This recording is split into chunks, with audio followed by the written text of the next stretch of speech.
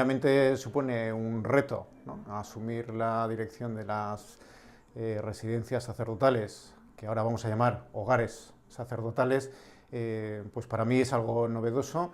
pero también al mismo tiempo es una manera de poner mi trabajo al servicio de quienes pues también han estado en las comunidades, liderándolas, cuidándolas, sirviéndolas. Pues en este momento nos toca también a nosotros hacernos cargo de esa realidad.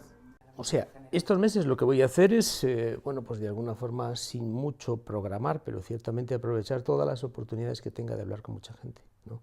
Y de escuchar cómo ven la situación y de escuchar por dónde creen que había que hacer las apuestas y si fuera necesario pues algún tipo de cambio, por dónde tendría que ir, y intentando de alguna forma pues construir mi percepción sobre la situación y sobre en qué dirección remar, pues por supuesto en ese diálogo con mucha gente y por supuesto con el obispo, porque el vicario general es vicario del obispo.